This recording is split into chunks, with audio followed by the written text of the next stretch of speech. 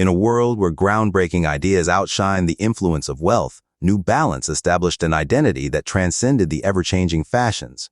These dad shoes have transitioned from being practical to becoming cool by swimming against the prevailing current. However, a puzzling question remains. Why did chickens appear inside every New Balance shoebox? The answer lies in the company's foundational principles and its path as a unique outlier. It has undergone various phases but has always remained true to itself. This is the unconventional tale of New Balance's triumph, transforming the chicken foot into a multi-billion-dollar footwear brand. Let's journey back to the early 20th century, a time when the British Empire was in rapid decline. The Wright brothers had just unveiled their groundbreaking invention, the airplane, while the United States had emerged as the world's new epicenter. In the midst of this transformative era, an Englishman named William J. Riley embarked on a voyage across the Atlantic Ocean, ultimately choosing to settle in Boston, Massachusetts. He dedicated himself to a unique innovation, one aimed at improving the everyday comforts of ordinary people. His vision revolved around the belief that there had to be a superior way to design footwear. Riley envisioned a shoe revolution, a better way to design footwear.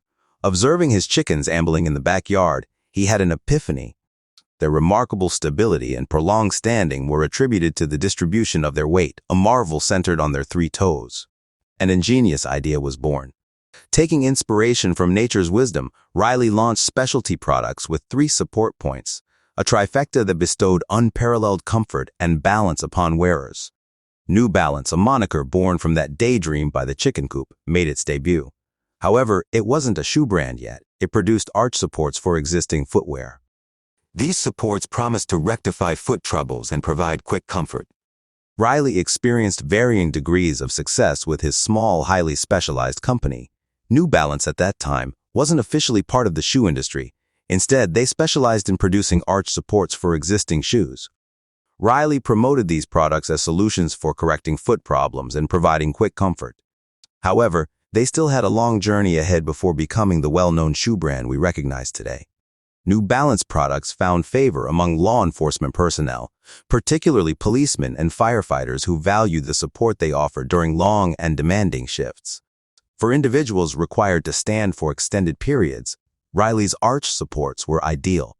By 1927, New Balance supports were available on the market for $5 each, which is equivalent to nearly $90 in 2023. This price point was not affordable for most people, especially considering that it was possible to purchase a new pair of shoes at a high market price for the same amount. New Balance was one of the few companies to thrive during the Great Depression, a time when numerous businesses and banks faced failure. During this challenging period, William Riley joined forces with a man named Arthur Hall to bolster the company's marketing efforts. Arthur initially started as a salesman, but eventually became an official partner of New Balance in 1934. He played a pivotal role in breaking into their most successful market, athletes, particularly basketball players and runners. The comfort and stability offered by New Balance products became a significant advantage, attracting sports enthusiasts nationwide. In 1938, New Balance introduced their first pair of sneakers tailored for a young runner in Boston. With this move, Riley tapped into various sports markets, including baseball, tennis, and even boxing, solidifying the brand's presence in the world of athletics. Surprisingly, it wasn't until 1960s that New Balance introduced its inaugural sneaker. Just 4 years prior, the business had changed hands, acquired by Eleanor and Paul Kidd. This dynamic duo represented the next generation of the company, poised to steer it in a bold yet natural direction. Eleanor, the daughter of Arthur Hall, had been diligently involved in the business alongside her husband, Paul. Together, they were on a quest to enhance the shoe designs. Their passion for the business was matched only by their vision for tapping into a more commercial market.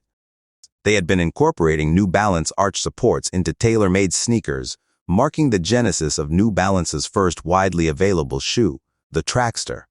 The Trackster, a running shoe offered in various widths, revolutionized the industry. It provided a snug, comfortable fit and high performance that surpassed anything else available at the time. This innovation made the benefits of precise sizing, long enjoyed by athletes, accessible to amateurs. Notably, the distinctive rippled sole, a hallmark of modern New Balance shoes, was groundbreaking in the 1960s. It offered essential traction for competitive running, making New Balance the preferred choice for track teams and colleges.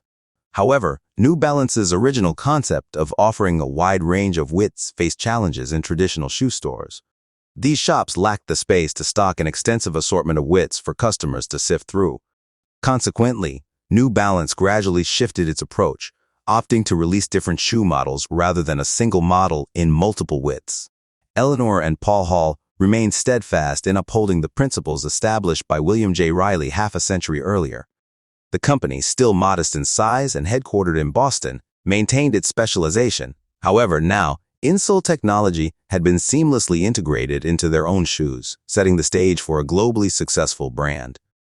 What remained was the need for design, marketing, and expansion, a final evolution for New Balance. They have evolved beyond just being a sneaker company. Since the 1970s, New Balance has been creating clothing like special suits, sporty shirts, and comfy shorts made specifically for sports.